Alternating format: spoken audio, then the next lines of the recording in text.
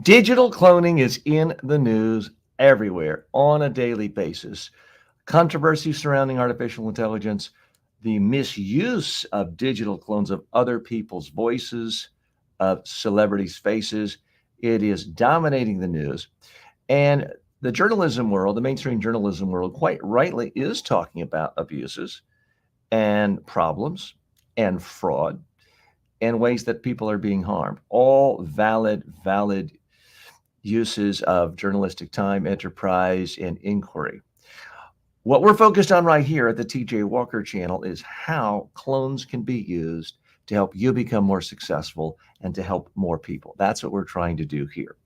Yes, there are an extraordinary number of problems, flaws, biases with artificial intelligence, the misuse, the misappropriation of other people's intellectual property.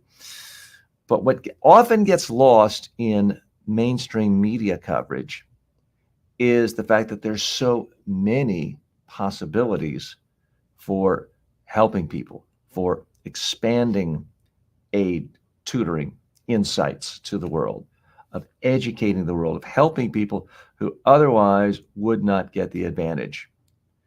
Now, I'm reading uh, Salman Khan's newest book about brave new words. His look at the use of artificial intelligence at the Khan Academy and Khan Miko. I'll be giving you a full review of his book later this week. I'm almost done, and I'm reading every single word. But he does a fascinating explanation of all the different ways that artificial intelligence is already being used to bring about the world of one on one tutoring to people everywhere in the world, anyone in the world who has access to a cell phone, a computer, an iPad, and the internet. Now, what Salman Khan talks about, and basically all these AI folks are talking about, is the Bloom dilemma. And that's based on a study done by a well known, I believe, social psychologist who looked at the difference between one on one tutoring of students versus students in a typical classroom of 30 people or so. And what he found is that one on one tutoring for virtually any subject matter creates two standard deviations improvement in the student's behavior, in their learning, in their mastery. And if you're like I am, and you don't really know what that means, what that means is instead of someone being right in the 50th percentile, they are better than all but 2 or 4% of students in a classroom just because they got one on one tutoring. That is the premise, the promise, the hope of what artificial intelligence can do in classrooms, but not just K through 12 or college, but for all human beings at every single age. Now, I'm mostly interested in adult education because that's what I've spent my life doing is helping mostly adults learn how to speak more effectively, how to present to the media, to live audiences, and how to help adults improve their personal development skills, their personal development habits. So that's why I'm so interested in it. I'm going to be taking your questions today on cloning technology. And I should point out, I'm not a computer scientist and artificial intelligence PhD. I am someone who's maybe just an inch or two ahead of you in terms of learning about this, focusing on it, and creating. So for the last month, I've been coming to you right here on a regular basis, sharing with you my own journey of creating this guy right here, TJ Walker AI. What I've done is created a clone using a platform, delphi.ai. I'm not the technology.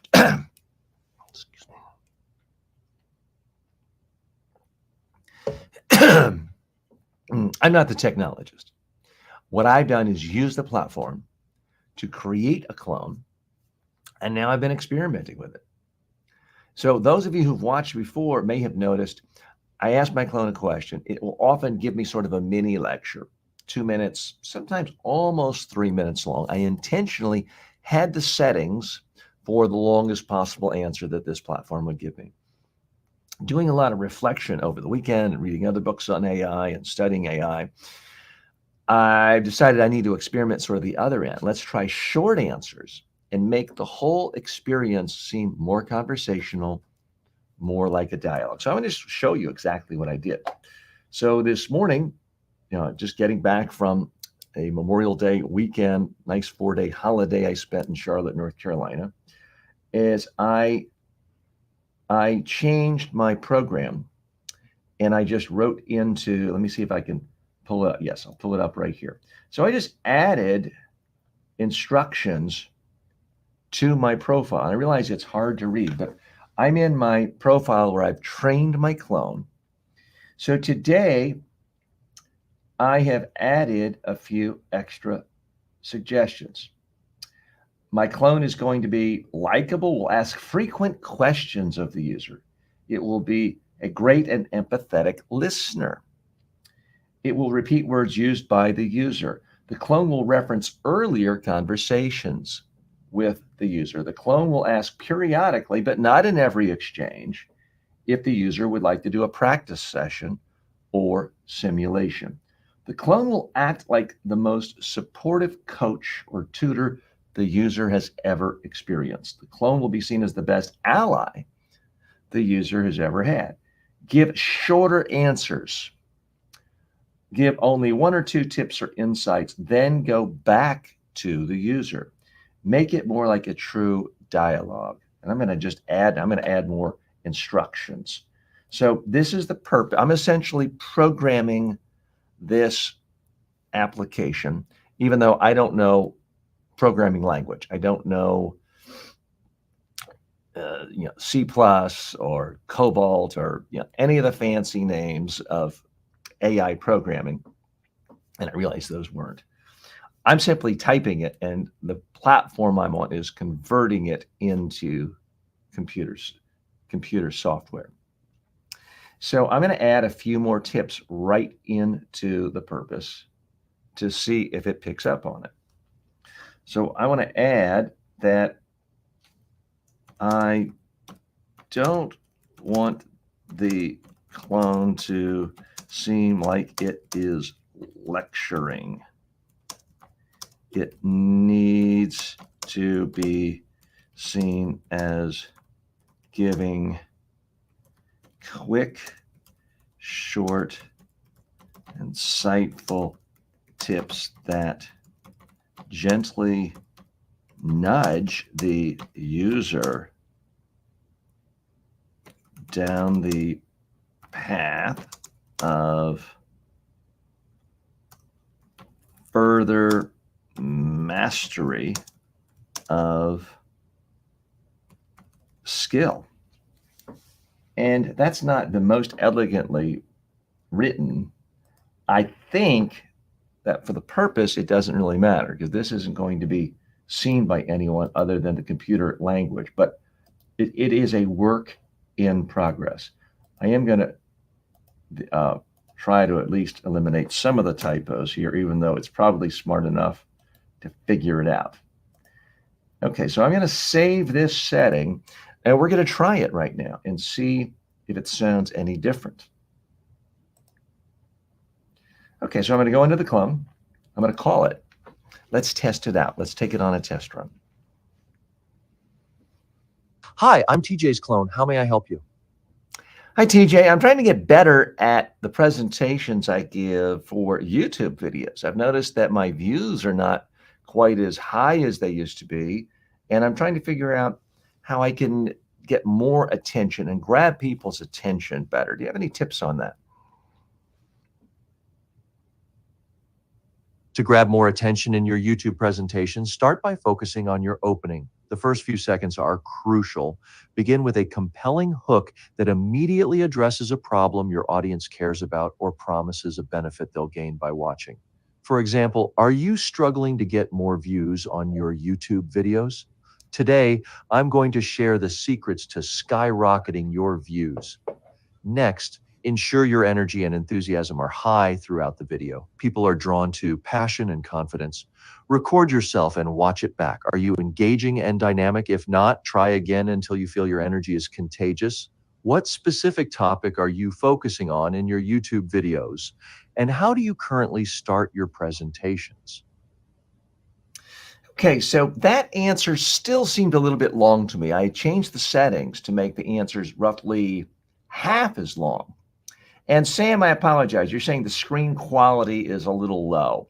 I don't really know how to fix that. I mean, at the moment, I don't have the text up, and you were probably referring to when I had the text. What I could do next time is just make it full screen. So I do apologize for that. So I thank you for noting that. But Sam, I appreciate you stopping by, others stopping by, whether you're on YouTube, Facebook, Instagram, LinkedIn. We're live streaming on pretty much every major platform, social media platform today. So if you have a question, please just type it right in and happy to share with you and have you share the screen with me. You can also push the screen on StreamYard and come right on the screen and talk to me.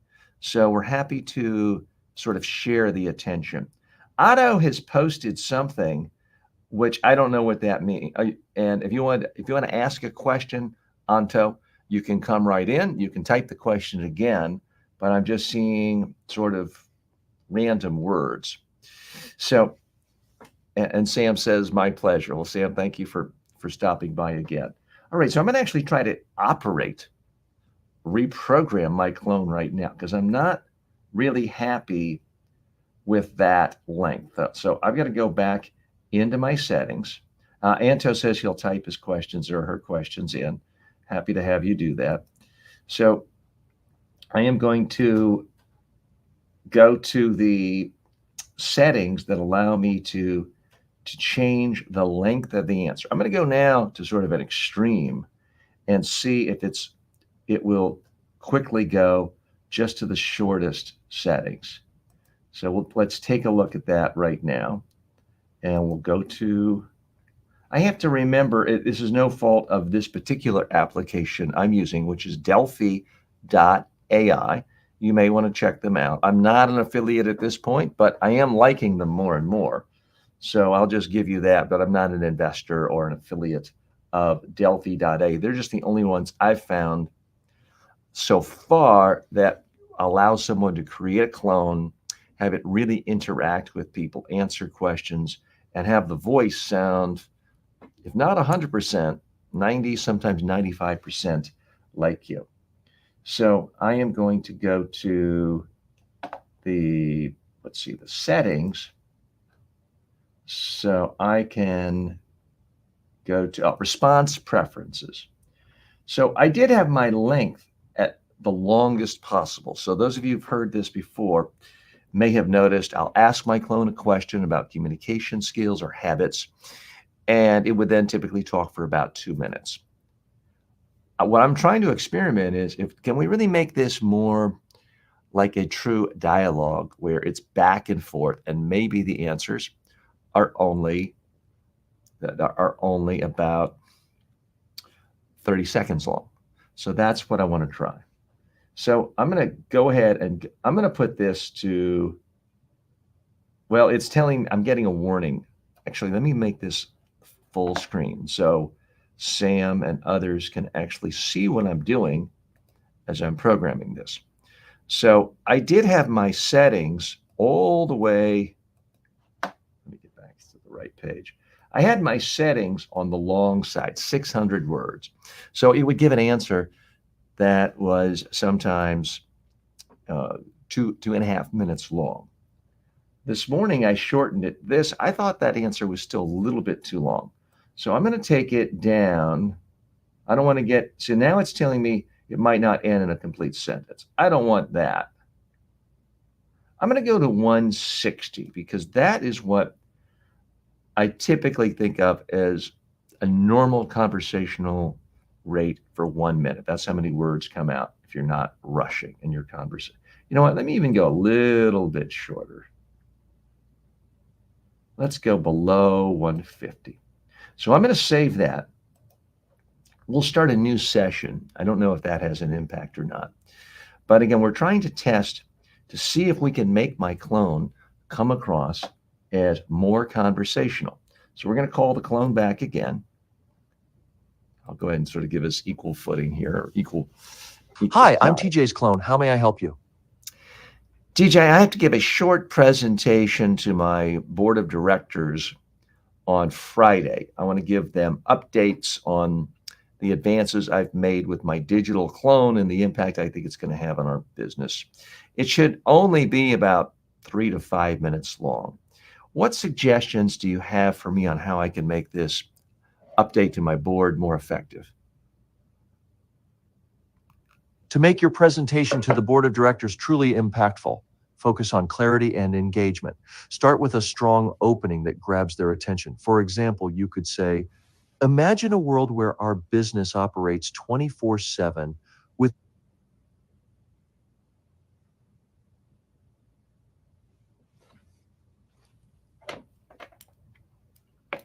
Okay, TJ, I lost the audio there. I don't know if you're still there with me.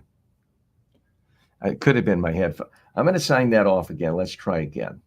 So we are dealing with the internet, folks. The internet does sometimes cut off. I have no idea if that was a problem with the service provider, with the internet, with my Wi-Fi, with my computer, but we did lose it in right at 1 minute, and it was mid-sentence, and it certainly to me did not sound like 150 words. It may be that we did hit the 150 words and it just cut off mid-sentence, in which case I clearly would want to change the settings to go longer.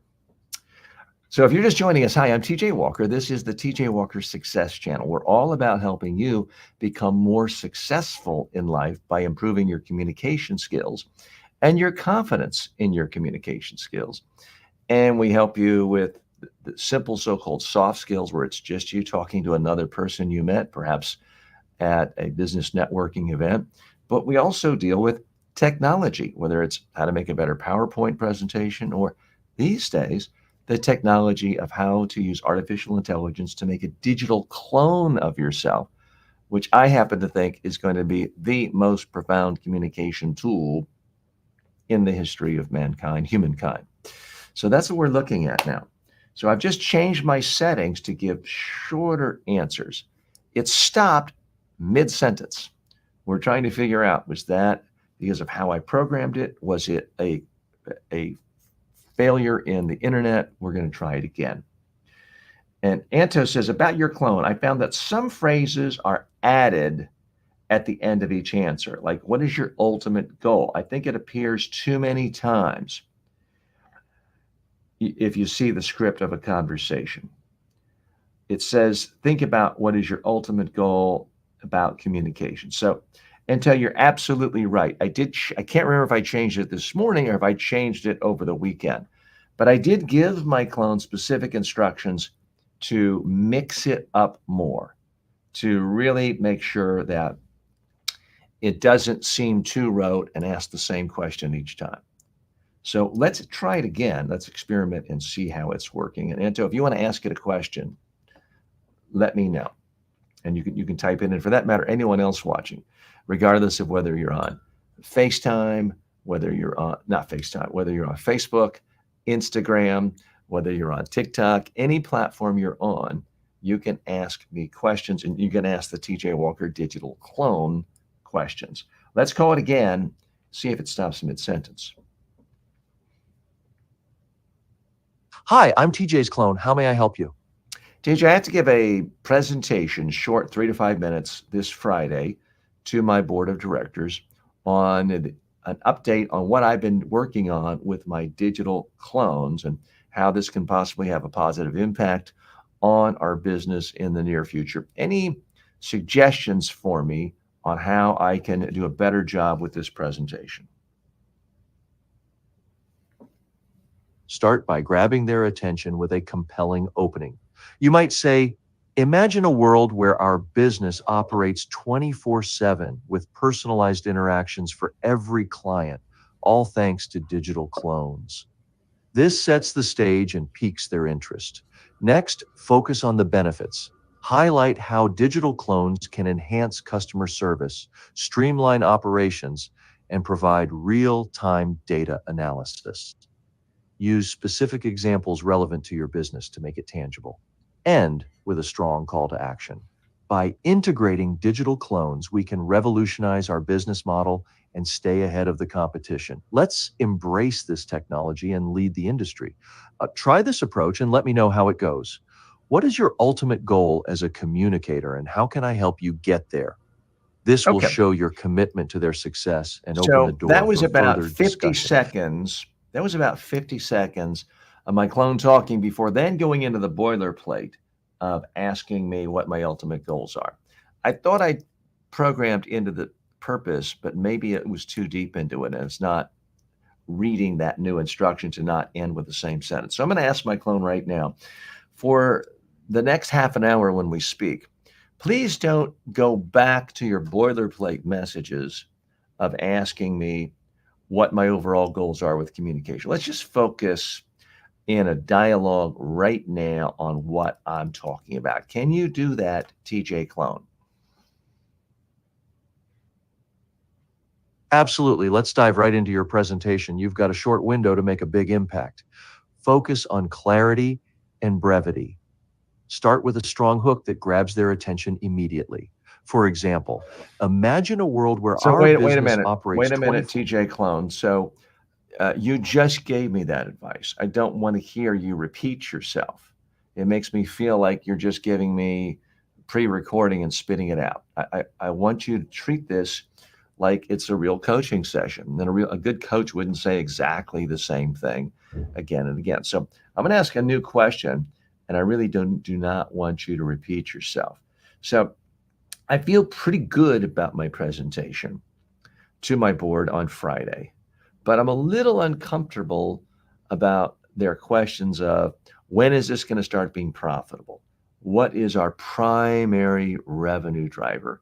Because the truth is, I don't really know the answers to those questions. What advice do you have for me? When faced with tough questions like profitability and revenue drivers, honesty is crucial. Acknowledge the uncertainty, but pivot to the potential. You might say, while we don't have exact timelines for profitability yet, the potential for digital clones to revolutionize our customer service and operational efficiency is immense. Our primary revenue driver will be the enhanced customer engagement and satisfaction, leading to increased sales and loyalty.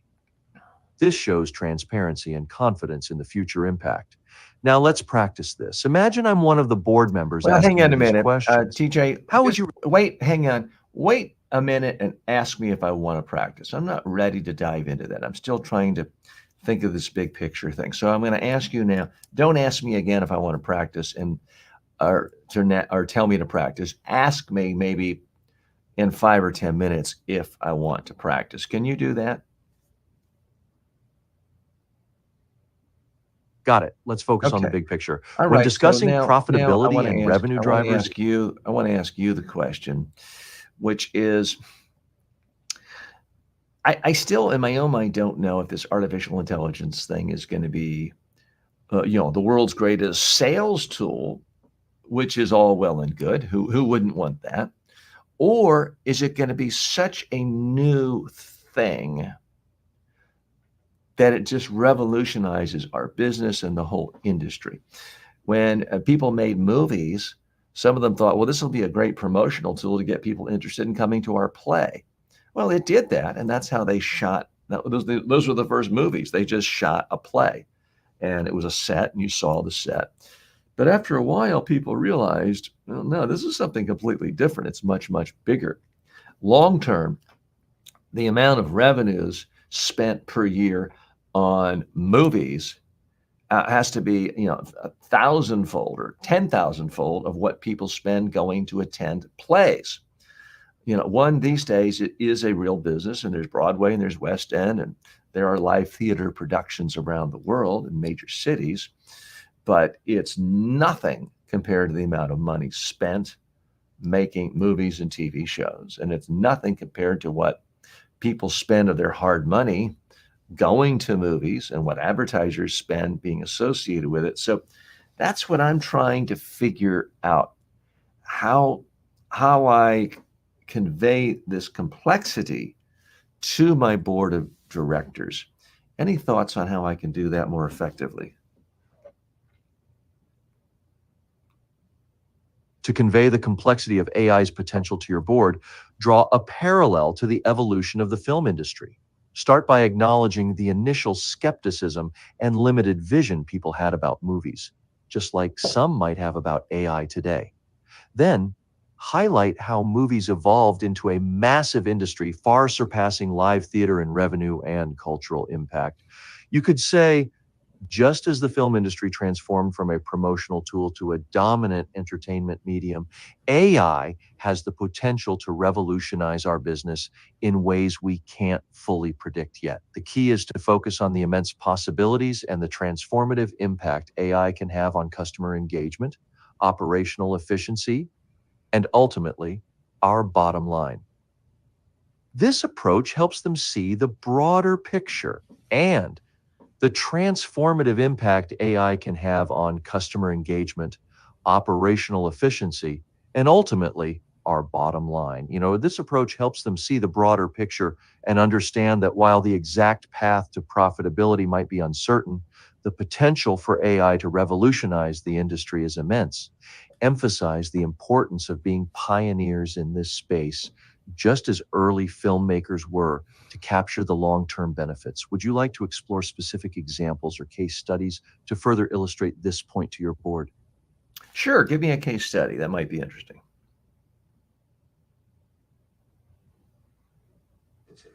Netflix. Initially, they started as a DVD rental service, which was a novel idea at the time, but they saw the potential of streaming technology early on.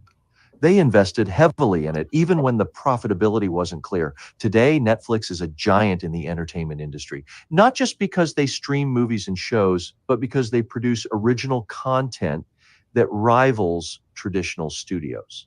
This transformation didn't happen overnight, but their willingness to embrace new technology and adapt their business model was key to their success. You can draw a parallel here.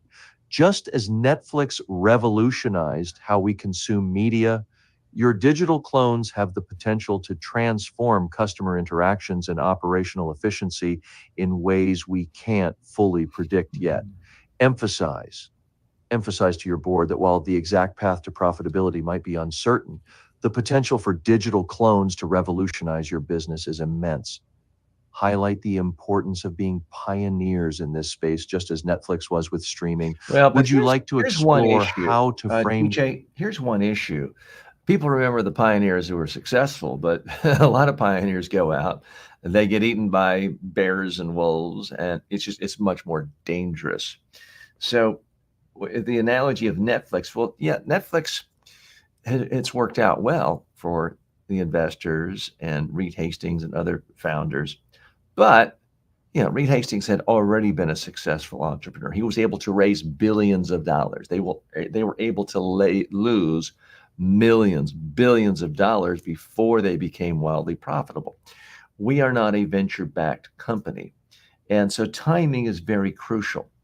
It certainly could be that 10 years from now, the number one most profitable industry is making digital clones, and everyone is making a gold mine. But that there are hundreds, if not thousands, of firms that started now and spent a lot of money and ran out of money after 2 years, 3 years, 4 years, because there wasn't a marketplace yet. I know my board is going to be interested in that, because with any new technology, you get in too early, you can be devastated. If someone had tried to start Uber in 1995, they would have lost all their money. Steve Jobs introduced an iPod only after so many other people had used MP3 players, and there was a marketplace for that. He simply did it better. And something like Uber didn't really work until everyone had broadband connection and cell phones. So sometimes there are these factors involved. You don't really know until after the fact. It looks easy in hindsight. How can I convey that to my board? And I want you to answer that for me. But this time, I want you to see if you can give me answers in 40 seconds or less. I really want this to seem more like a real conversation. Acknowledge the risk and emphasize the importance of strategic timing. You might say, while the potential for digital clones is immense, we must be mindful of our timing and resource allocation. Just as Uber and the iPod succeeded by entering the market at the right moment, we need to ensure our entry aligns with market readiness. Our strategy will focus on incremental advancements and measurable milestones to mitigate risk and maximize our chances of success. This Wait a approach minute, shows your TJ. board Wait that a you're aware second. of the risks and Wait a minute. You're sounding full of jargon. I've never heard the real TJ Walker say that. Mitigate risk. Why are you using clunky phrases like mitigate risk? Why don't you just say, and we're hoping not to lose a lot. We're hoping to really minimize the downside of what we could lose. Why can't you use simpler language? I'm confused as to why you're sounding like a bureaucrat now. you're right. Let's keep it simple. Tell your board we want to minimize our losses and make sure we're not spending more than we can afford. We're taking careful steps to ensure we don't overextend ourselves. This way, you're clear and straightforward. How do you feel about this approach? That does seem better. By the way, if you're just joining me, hi, I'm TJ Walker. This is the TJ Walker Success Channel. We're all about helping you become more successful in life by improving your communication skills and your confidence in your communication skills and using technology to do that. The technology we're exploring right now, today, and a lot recently is the use of digital clones to help you communicate your insights, your information, your ideas, your unique value to the world in a digital way so that it can be like a one-on-one conversation with your clients, your colleagues, your customers, people in your industry, everywhere in the world, all at once, anytime, anywhere. And pretty soon, not just audio like we're hearing here, but in video and in every language. So it's very exciting times. As recently as this morning, front page story in the New York Times about how perhaps artificial intelligence in the form of digital clones will be used to replace not the line workers, not the mid level managers, not the copywriters, but actual CEOs. Now, there's some pro and con debate there whether that can happen, but it does point out that what CEOs spend so much of their time doing, and arguably most of their time doing, is communicating with customers, clients, prospects, employees, vendors, and these days doing it through video, through audio, through text messages. All of those things can, in fact, be done by artificial intelligence and digital clones. Now, I'm live today. I'm not a digital clone. I'm me. Although what you're seeing is a digitized version of me as it's transmitted through the internet. But I'm actually here doing this live. This handsome young man right here is my digital clone. So it is an amalgam of every word I've spoken on my YouTube channel. It's pulled in not all, but most of the videos from my online courses. It's pulled in the words from the various books of mine you see behind me, and it puts it all in together. And then I'm not using the exact technical language. It hears a question and it pulls the words and reorders them in a way that it thinks makes sense based on historical patterns of how I've spoken. It's not pulling the words or voice of Scarlett Johansson, for example. It's not pulling information from the New York Times, to my knowledge. It's pulling content from me. So we're in the process of trying to test this out and really figure out how can we go from it being a mere curiosity answering a question, which you can get a question answered on Quora. You can get a question answered on Google. How can we make this thing right here become truly valuable to the point where it not looks necessarily, although looks are a part of it. How does it feel? How does the experience dealing with it seem as good and ideally better than working with a real coach one-on-one, a real tutor one-on-one, who's 100% there for you and working with you and helping you along the way, because most research has shown people learn the best with an intensive one-on-one coaching or tutoring experience for any subject matter or any skill. That's always the best. It's also the most expensive and wildly impractical for most people in the world for most subjects. But the promise of artificial intelligence is that it can get the cost down to near zero and therefore be accessible to the entire world, thus revolutionizing not just education, but skill building in any field. That's the promise. Let's toss this question to the clone. I'm not an expert on this, so in theory, its answers should not be great since it's pulling from stuff I've said before. But let's just ask this. TJ Clone, tell me your best case scenario of the real value of a digital clone. Because right now, people see it as kind of a novelty, just sort of a gimmick for answering questions. It's interesting, it's cool. People are not lined up to pay money for it. Where do you see things 5 years from now, 10 years from now, to how the average corporate learning center is using clones, investing millions of dollars in it, spending millions of dollars? The average professional executive who's ambitious, who might currently be spending a money, say $1,000 or $2,000 on a personal coach with live conference calls a month now, how is someone like that using a digital clone? How are they spending money on it? Tell me what you see the experience being like for digital clones in the next 2 to 5 years.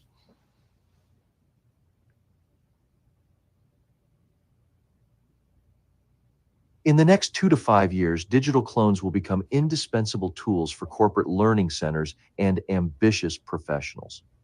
Imagine a world where every executive has a digital clone that provides personalized coaching 24/7. These clones will offer real-time feedback, simulate high-stakes scenarios, and even conduct performance reviews.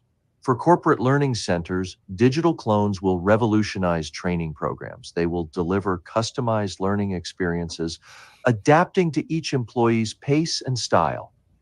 This will lead to more effective training, higher retention rates, and ultimately, a more skilled workforce. Professionals will invest in digital clones to enhance their skills continuously. Instead of spending thousands on live coaching sessions, they will have access to a clone that offers the same level of expertise. Instead of spending thousands on live coaching sessions, they will have access to a clone that offers the same level of expertise and guidance, but on their schedule. This will democratize access to high quality coaching, making it affordable and available to a broader audience. The experience will be highly interactive. Professionals will engage in simulated meetings, presentations, and negotiations with their clones, receiving instant feedback and strategies for improvement. This constant personalized interaction will accelerate skill development and boost confidence. In essence, digital clones will transform from a novelty into essential tools for personal and professional growth, making high-level coaching accessible to everyone, anytime, anywhere. What specific skill or area would you like to improve today? Are you Well, focusing on communication one skills skill or just personal one development? skill just popped into me, which is how I can get better at having conversations, having interviews. You and I have been talking now for 15 minutes or so. I feel like my questions are sometimes too wordy. Perhaps I'm rambling. I want you to really give a detailed critique of everything I've said to you in the last since our call began. And tell me what you liked about how I expressed myself. But I also want to know, where could I be better? How could I be more concise? How could I be less redundant?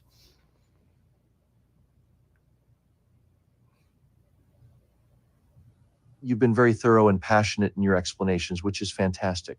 Your enthusiasm is clear, and that's a great strength. However, to make your conversations more effective, focus on brevity and clarity.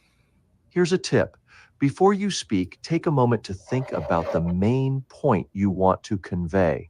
Aim to express it in 1 or 2 sentences. This will help you avoid rambling and keep your message concise. For example, instead of saying, I feel pretty good about my presentation to my board on Friday, but I'm a little uncomfortable about their questions of when is this going to start being profitable? What is our primary revenue driver? Because the truth is, I don't really know the answers to those questions, for example. Instead of saying, I feel pretty good about my presentation to my board on Friday, but I'm a little uncomfortable about their questions of when is this going to start being profitable? What is our primary revenue driver? Because the truth is, I don't really know the answers to those questions. You could say, I'm confident about my presentation, but I'm unsure about profitability and revenue drivers. This approach makes your point clear and direct. Practice this by summarizing your thoughts in a single sentence before elaborating. This will help you stay focused and avoid redundancy. Would you like to try summarizing one of your points now? Well, just hearing you right now does make me like the fact that you referenced and you actually quoted what I said. So it was personalized. It made me think about how did I say that.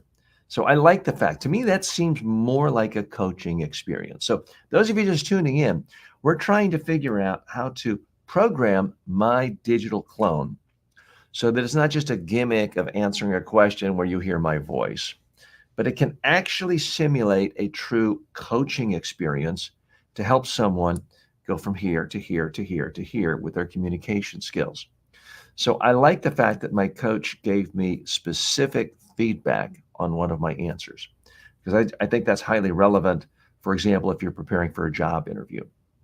Now, TJ Clone, you gave a good point of practicing and thinking, which makes sense for a speech or a presentation to a board or anything else. But what tips do you have on how to be better at just having a conversation with someone? Because I had not thought in advance of what I was going to talk to you about. I'm essentially having a conversation with you as I would if I had a real life coach for this sort of thing. And it inherently cannot be memorized, practiced, thought of in advance. It's an actual real conversation. So, what tips do you have for people, me in particular, on how to be even more confident and concise when you're in a live conversation? It could be with a boss, it could be with a board, it could be with a client, it could be with a prospect. It's not just shooting the breeze with your friend. It is a conversation about something work related, where in theory, your career could have an impact, positive or negative. What tips do you have on how to be even better and more effective in those sorts of conversations?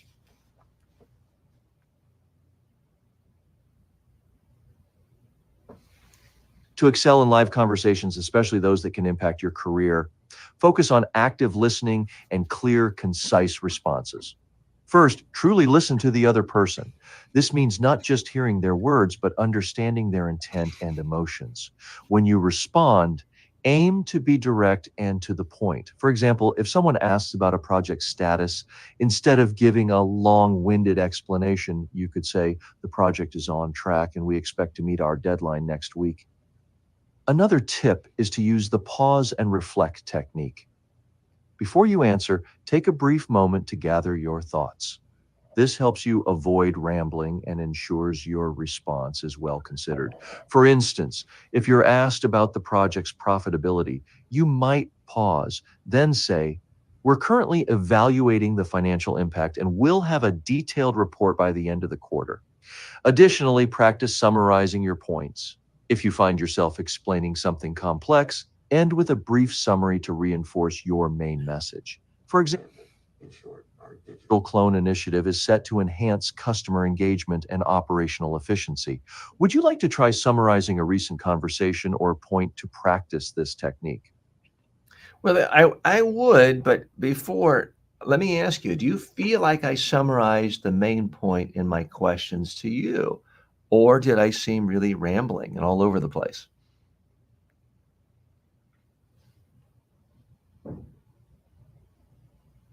Your questions were thorough and showed your passion, but they did tend to be a bit lengthy and sometimes wandered.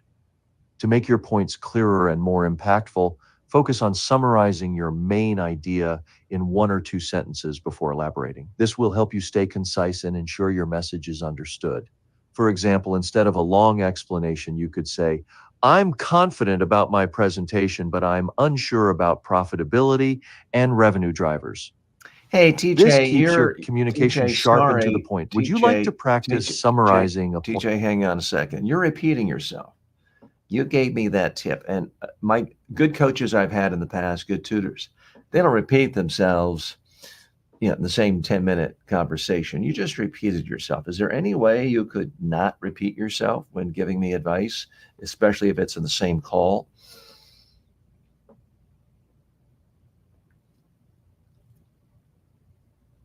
I understand your concern. Let's focus on new insight conversation, especially one that can impact your career. It's crucial to stay present and engaged. Mhm. One effective technique is to ask open-ended questions.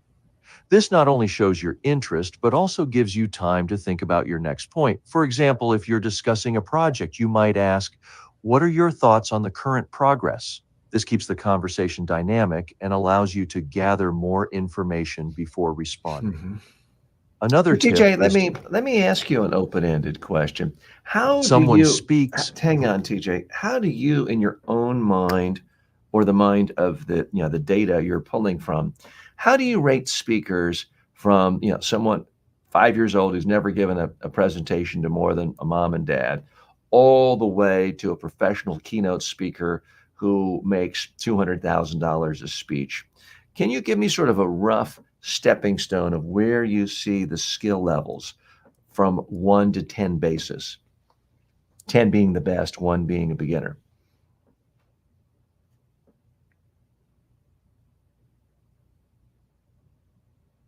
All right, let's break it down. At level 1, you have a 5-year-old who's just starting out, speaking to mom and dad. They're enthusiastic but lack structure and clarity. Moving up to level 3, you might find a high school student who's given a few class presentations. They have some confidence but still struggle with nerves and coherence. At level 5, you have a college student or a young professional who's comfortable speaking in meetings or small groups. They're clear and organized but might lack polish. Level 7 is where you find seasoned professionals who speak regularly at conferences. They're engaging, confident, and can handle Q&A sessions with ease. Finally, at level 10, you have the top-tier keynote speakers. Finally, at level 10, you have the top-tier keynote speakers who command $200,000 per speech. They are masters of their craft, captivating audiences with their storytelling presence and ability to connect on an emotional level. They make complex ideas simple and memorable, leaving a lasting impact. To move up these levels, focus on clarity, engagement, and practice. Record yourself, get feedback, and continually refine your skills. What specific area do you want to improve in your speaking? Let's work on that next. So that was pretty good, although it was very weird. In the middle of that answer, you repeated a sentence, almost like it was a recording loop or an old style album that went around and stuck. So that was a little bit weird. If you're just joining us, hi, I'm TJ Walker. This is the TJ Walker Success Channel. We're all about helping you communicate more effectively and how to boost your confidence in your communication skills. And we help you in every area, from the low tech situation of meeting someone on a street corner and having a pleasant conversation waiting for a bus, to using technology, whether it's PowerPoint, whether it's microphones, or these days, increasingly, the possibility of using the technology of digital clones to help you communicate with people and to simulate one-on-one conversations, tutoring, learning, coaching sessions. So that's what I'm doing right now with this guy right here. This is the TJ Walker digital clone. It has every word I've basically ever said on YouTube, social media, online courses, and my books. It's all been fed in to train it. So it's giving answers not based on what ChatGPT has found in the internet. So it should not be giving you answers like, if you want to practice a speech, imagine people in their underwear or practice in front of a mirror, because those are not pieces of advice I recommend, although you'll find that on the internet. It's specific to me. So we're testing it now. I just received an email from the CEO of Delphi, who's let me know that he thinks that right now the maximum number of words for training my clone is 500 words. So I know that in fact I've put in a lot more than that. So it may be that the additional instructions I added today, which I did share with you, uh, if that's on another page, it may be that those have not been accepted by the clone yet. I don't know. Maybe I'll have to go back, eliminate things before I put that in. If you have a question for my clone, if you would like to test it, feel free to join me live right on screen. You can ask my digital clone yourself if you want to. All you have to do is push the link to StreamYard. You can see that in the comments section, and you can come ask it anything. Now, if you ask it a question about current political figures, it's just going to say, that's not my focus. How can I help you with your communication skills or your personal development skills? If you ask it how to commit a fraud or something like that, it's programmed not to answer that. It's does not want to do anything that's going to get you or me in trouble. But beyond that, it is pretty expansive in what it can cover and how it can extrapolate from what I put into it and to what's something that might be useful to you. In fact, let's do a little test right now because I don't know that I've talked about this before, but let's talk to my clone. Hey, TJ clone, I have a question for you. My daughter is very articulate. I think she's the best daughter in the world, very bright, but she's very, very reluctant to ask questions in the classroom. She's on the shyer side. How can I gently encourage her to not be afraid to raise her hand and ask questions in the classroom? It's a type of public speaking. I want to encourage her to be a good speaker. So, what is your advice to me on how I can encourage my daughter how to not be afraid and to speak up more in class?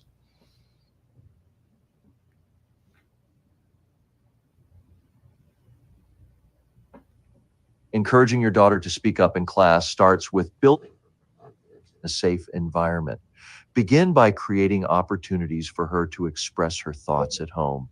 Ask her open ended questions about her day or her interests and listen attentively. This will help her feel valued and more comfortable sharing her ideas. Next, role play classroom scenarios with her. Pretend to be her teacher and ask her questions. Gradually increase the complexity of the questions as she becomes more comfortable. Praise her efforts and celebrate small victories to boost her confidence. Additionally, share stories of times when you or others overcame shyness to speak up. This can inspire her and show her that it's okay to feel nervous, but still take action. Remember, the goal is to make her feel that her voice matters. Encourage her to start with small steps, like asking a question or making a comment in a smaller group setting before moving on to larger class discussions. With consistent support and practice, she'll gain the confidence to speak up more. Oven, would you like to try a role playing exercise with her and see how it goes? Let me know how she responds, and we can adjust our approach if needed. Okay. Well, I mean, none of that was bad advice, but I mean, she's pretty comfortable talking around her mom and dad at home. And if I role play with her, everything will be great. It's just when she's around peers, when she's around people she doesn't know as well, when she's in a classroom setting, she does tend to not raise her hand. And she has the reputation of being the quietest kid in class sometimes. So that's why I mentioned that. Let's switch gears a minute. Later on today, in about an hour, I'm going to be conducting an interview with Dr. Nikolai Baer. He is an extremely well known and respected media trainer, public speaking coach in Germany. And unlike me, he's not some moron who only speaks one language. He's fluent and trains in German and English and who knows how many other languages.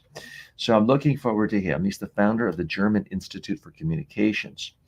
He has numerous awards in the corporate image world. He's a film producer.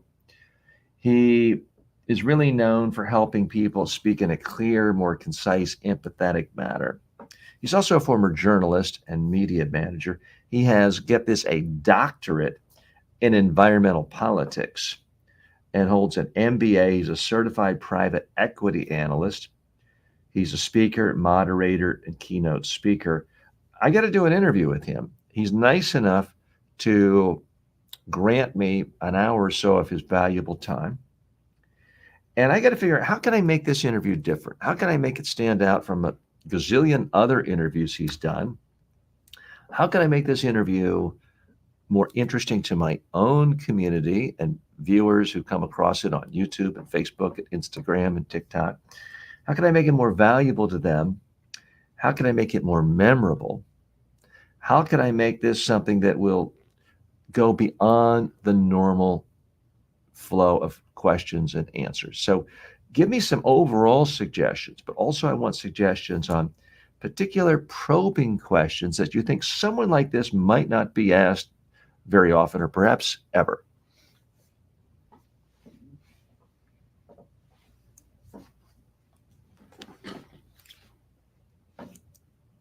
To make your interview with Dr. Nikolai Baer stand out, focus on creating a narrative that highlights his unique journey and insights. Start by asking about his personal experiences that shaped his approach to communication training. For example, you could ask, Dr. Baer, can you share a pivotal moment in your career that significantly influenced your philosophy on public speaking and media training? This question invites a personal story that can engage your audience. Next, delve into his multilingual expertise.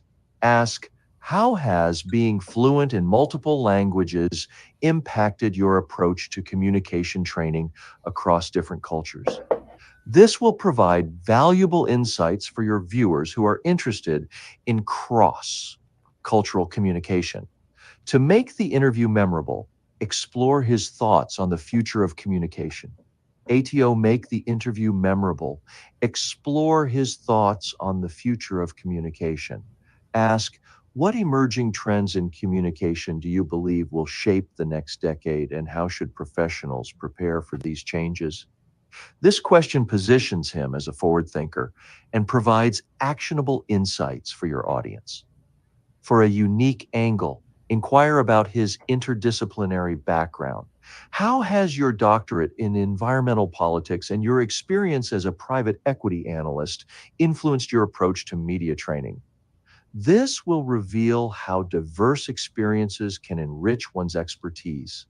Lastly, engage him in a hypothetical scenario. If you were to design a communication training program for a future where AI and digital clones are commonplace, what key elements would you include?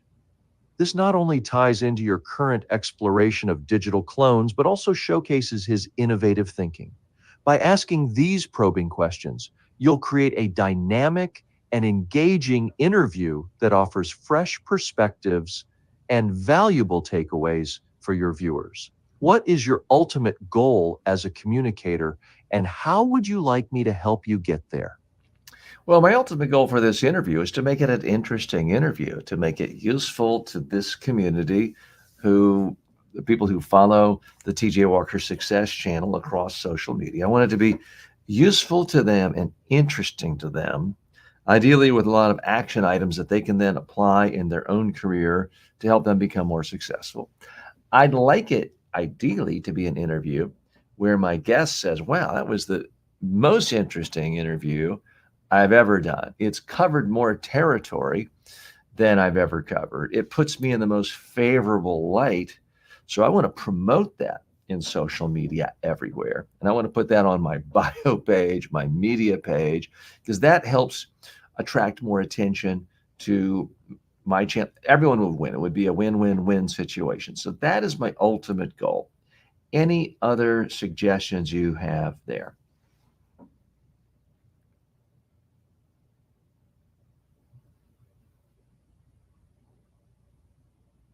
To make your interview with Dr. Nikolai Baer truly stand out and achieve your ultimate goal, focus on creating a narrative that highlights his unique journey and insights. Start by asking about his personal experiences that shaped his approach to communication training. For example, you could ask, Dr. Baer, can you share a pivotal moment in your career that significantly influenced your philosophy on public speaking and media training? This question invites a personal story that can engage your audience. Next, delve into his multilingual expertise. Ask, how has being fluent in multiple languages impacted your approach to communication training across different cultures? This will provide valuable insights for your viewers who are interested in cross-cultural communication.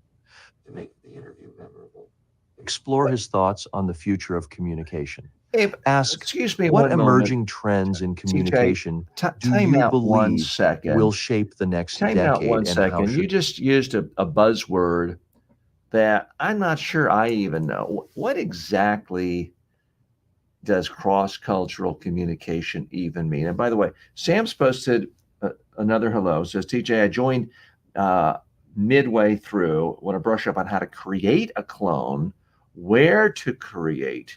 Can you give a small brief? We're going to ask the clone that question in just a moment, Sam. So I appreciate your question. By the way, if you have any questions for me or my digital clone, feel free to post them in the comments section today, whatever social media platform you're on. You can also hit StreamYard right now and join us live and talk to us.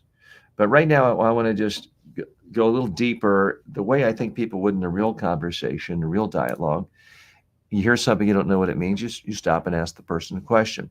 So, TJ Clone, what do you mean by cross cultural communication? It kind of sounds like a fancy academic term that doesn't mean much to most people. Can you flesh that term out?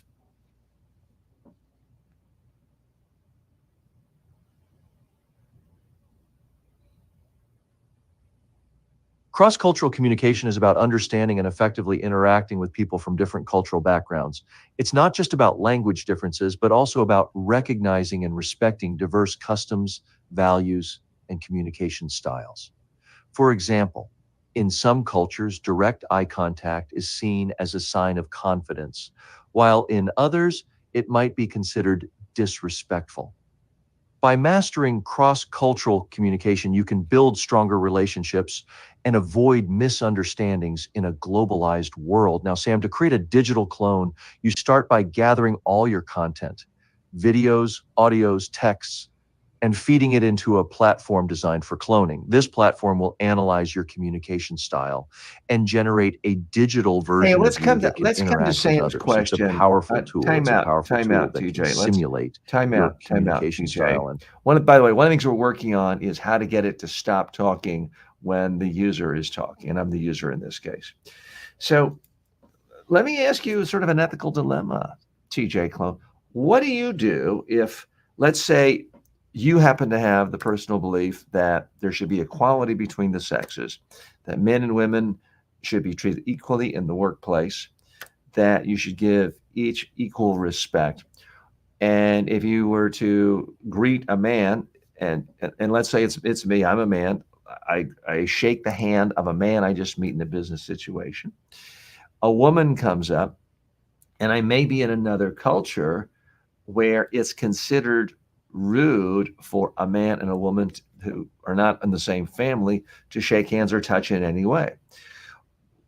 What's your advice there? Because if I instantly pull back to their culture standards, am I sending a message to maybe other people in the room who might share my view that I do think women are inferior and should not be treated equally and that it's somehow bad for them to shake hands?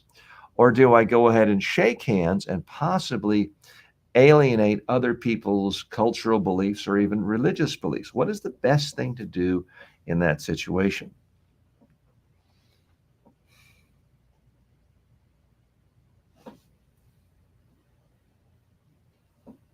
in such a situation, it's crucial to balance respect for cultural norms with your personal beliefs in equality.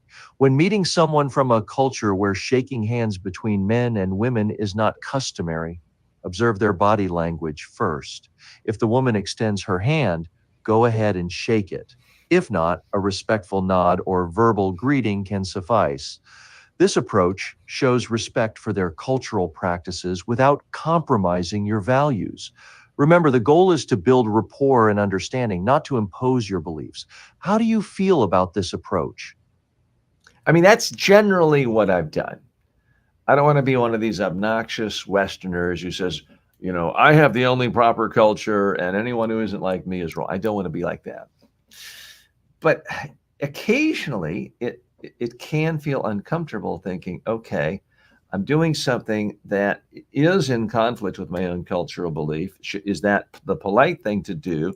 Or am I perpetuating some negative stereotype that is oppressing someone or keeping them down? It's not always a clear-cut issue.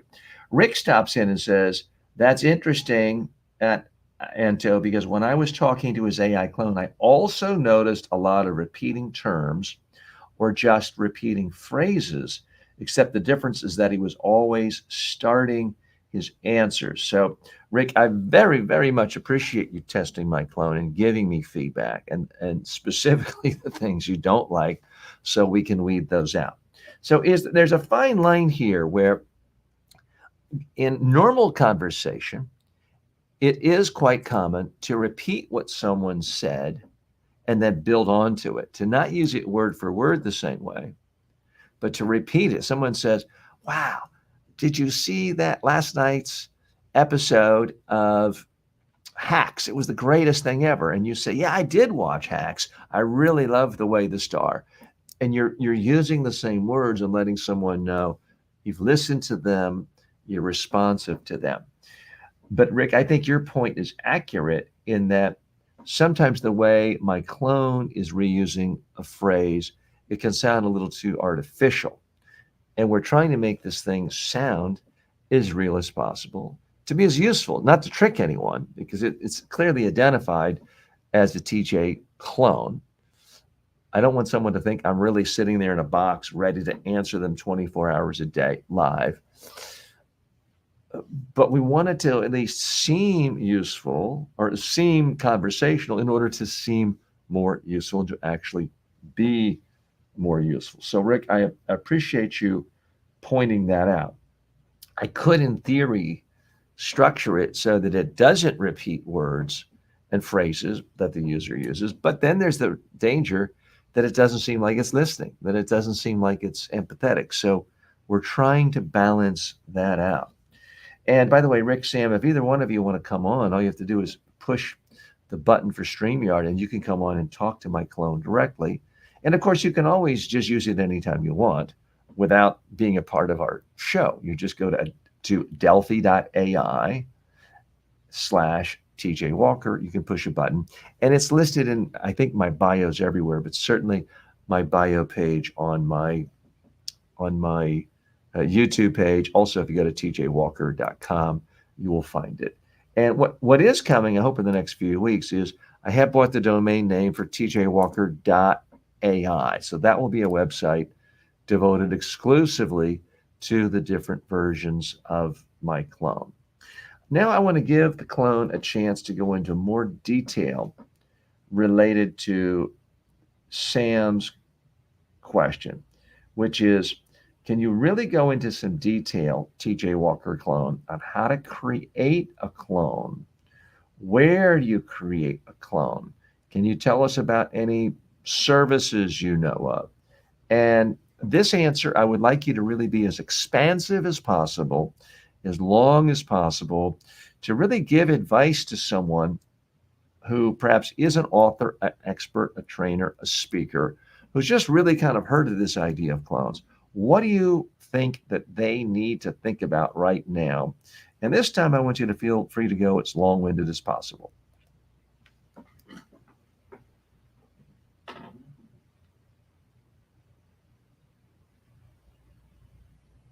Creating a digital clone is an exciting journey that can revolutionize how you interact with your audience. To start, gather all your content, videos, audios, texts, and any other material that showcases your communication style. This content will be fed into a platform designed for cloning, such as Delphi. These platforms analyze your communication patterns and generate a digital version of you that can interact with others in a way that mirrors your style. First, focus on the quality and variety of your content. Ensure you have a comprehensive collection that covers different aspects of your expertise. This will help the clone to be versatile and effective in various scenarios. For instance, if you're an author, include recordings of your book readings, interviews, and any public speaking engagements. If you're a trainer or speaker, include your training sessions, keynote speeches, and any other relevant material. Next, choose a platform that specializes in creating digital clones. Delphi is one such platform that can help you create a clone tailored to your needs. The platform will analyze your content, identify your unique communication style, and generate a digital version of you that can interact with others. Once your clone is created, it's essential to test and refine it. Interact with your clone to ensure it accurately represents your style and provides valuable insights. Gather feedback from trusted colleagues or clients to identify areas for improvement. This iterative process will help you fine-tune your clone and make it as effective as possible. Consider the ethical implications of using a digital clone. Be transparent with your audience about when they are interacting with your clone versus the real you. This builds trust and ensures that your audience understands the context of their interactions. Finally, think about how you can integrate your digital clone into your existing workflow. Use it to handle routine inquiries, provide consistent training, or offer personalized coaching. This can free up your time to focus on more strategic tasks while still providing high-quality interactions for your audience. By following these steps, you can create a digital clone that enhances your ability to communicate and connect with your audience, making your expertise accessible anytime, anywhere. What specific area of your communication or personal development would you like to focus on next? Okay, so Rick, Sam, and Anto and others watch. I want to know what you thought of that answer.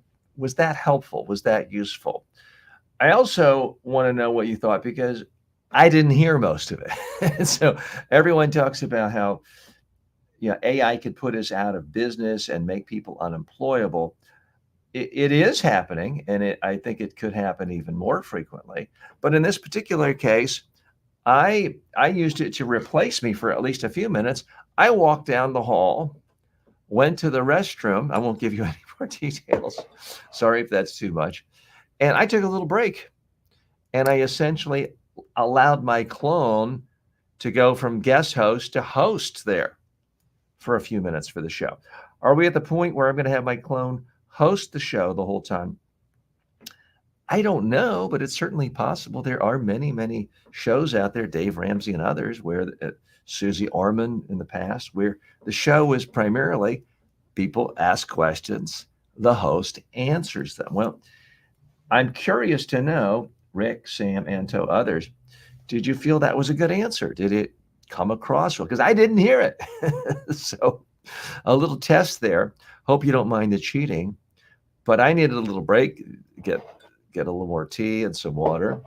And rather than going to a commercial break, I wanted to give you value because right now I'm so excited about this potential of using digital clones to help the world, to help myself. I don't want to make it sound like I'm doing this purely out of altruistic reasons, to help my business, to help myself, to help customers, clients, and the world get better at communication skills and personal development skills. I didn't want to stop for a commercial break.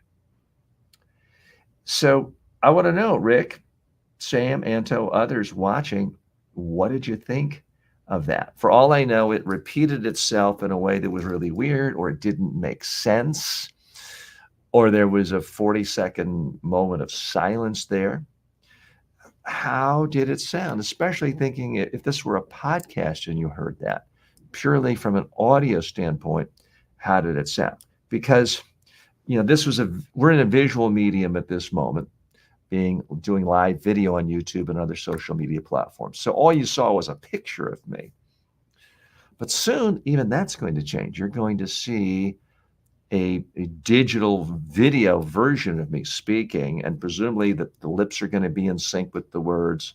So without a label, you're not necessarily going to know, is it the real person or is it a digital clone? I certainly plan on labeling it so there's no confusion. So Rick writes, overall, the conversation felt fairly natural. I don't have complaints. Found it to be hands down very useful. Well, Rick, that is magic to my ears. That is what I wanted to hear, and I appreciate your feedback. Rick also writes, makes me curious. This is before that. Were there slight differences in our conversations that managed to trigger these slight differences? I have noticed sometimes I'll ask a question. I think it's the same question, and it will give me completely different answers. Once last week, it's frankly a little bit embarrassing. I was calling a PR firm that I've had relations with and worked very closely with now going on almost 20 years. And I was very excited about sharing my clone with them. So I did a test in advance and I asked my clone, hey, tell me about the firm Goldman McCormick PR and Mark Goldman and Ryan McCormick. And it spat out all these wonderful things about them and the history of their firm and the fact that we had worked together and they helped me get into the Guinness Book of World Records by being on more than 100 talk shows in 24-hour periods. I'm like, they're going to love this. I called them up, played my clone, asked them what I thought was the exact same question. It gave a completely different answers. I don't know who they are. And then I asked again, and it said essentially the same thing. It didn't know who they were. So a little bit of egg on my face. This is a new technology. We are still learning it. We're still trying to figure out how to program it.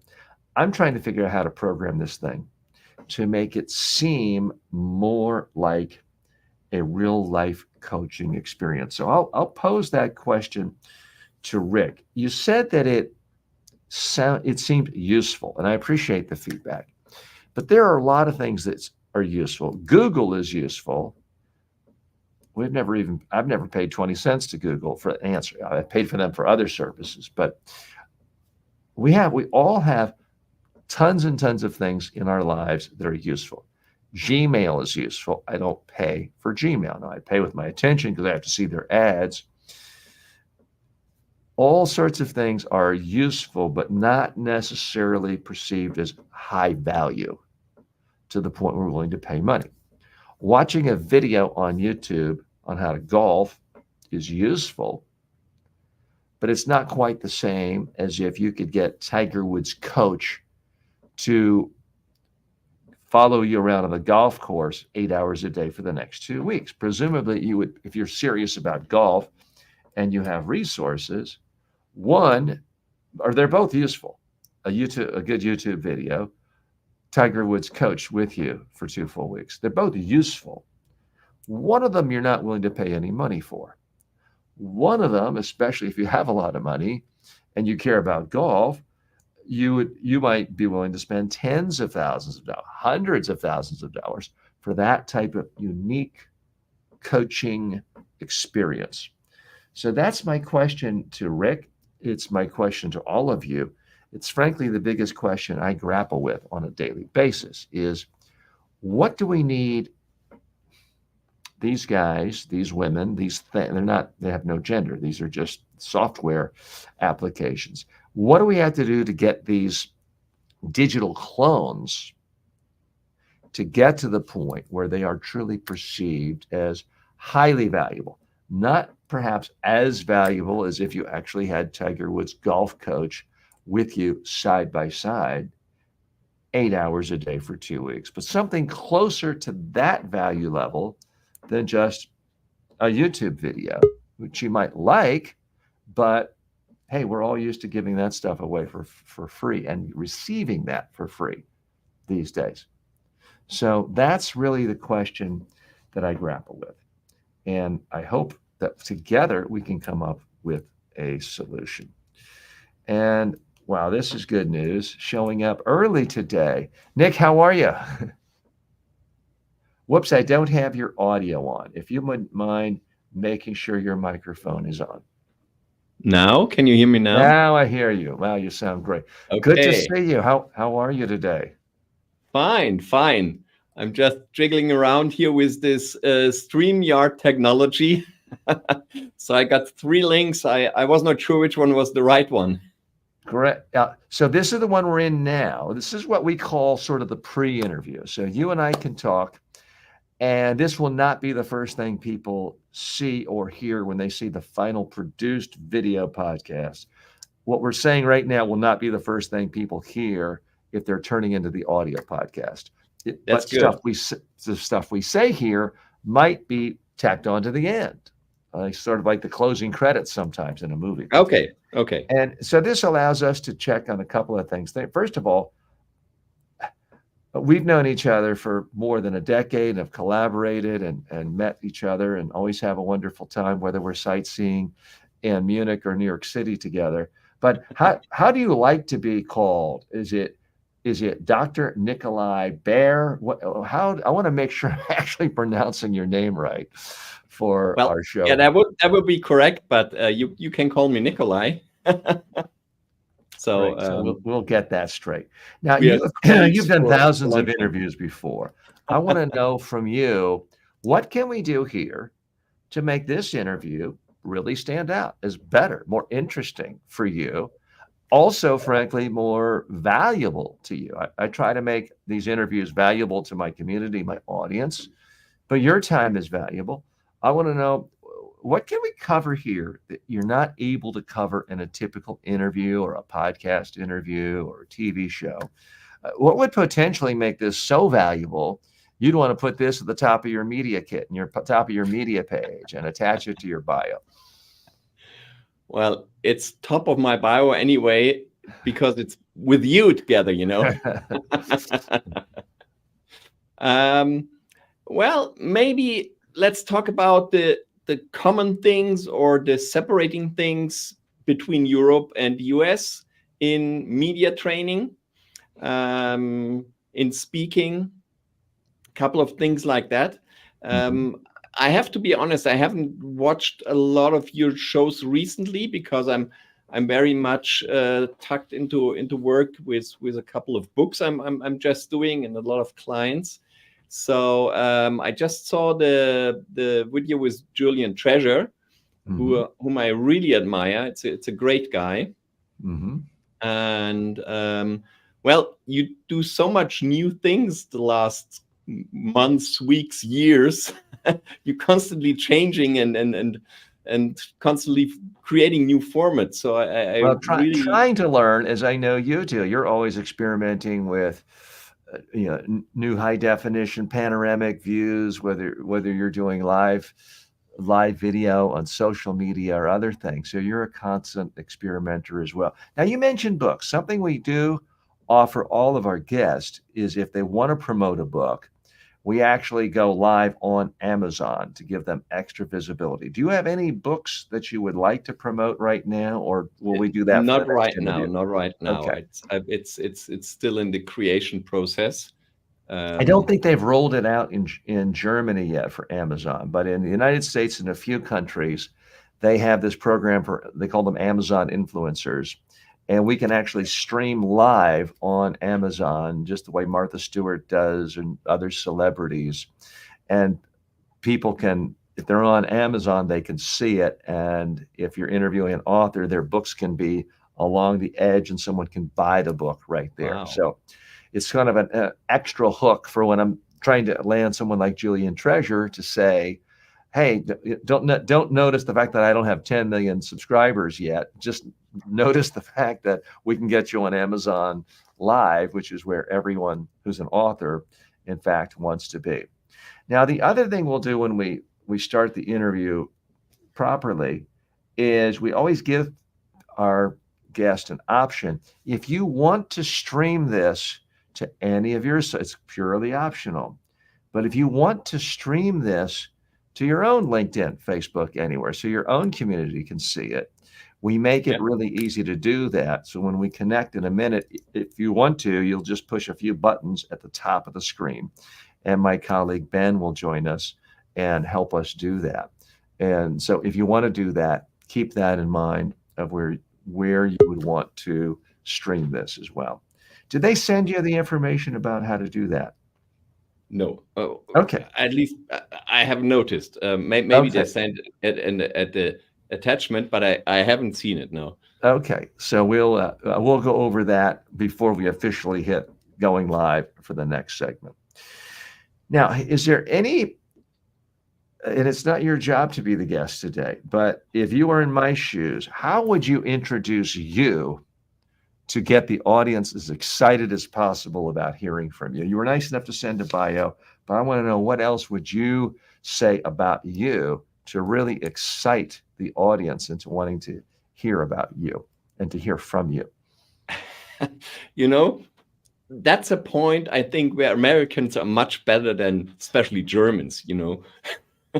Germans are not so glamorous. They have not these great idea how to present products or persons.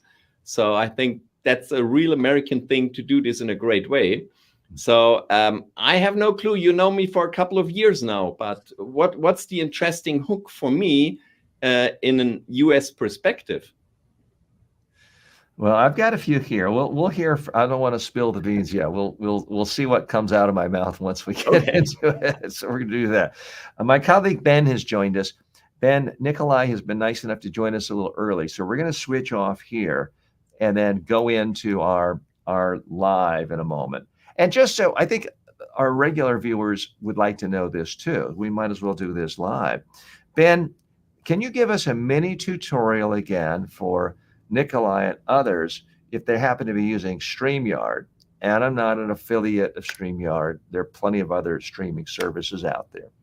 But through StreamYard, we simulcast this on YouTube, on Facebook, on LinkedIn, on Twitch, on Twitter X, Instagram, and sometimes Amazon Live. And we also have the ability of letting our guests simulcast on any of their social media.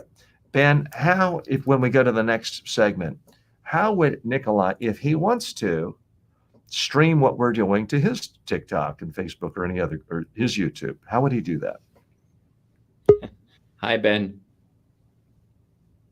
Ben, your microphone is off. If you could turn that on. Okay. Hi, Nicholas.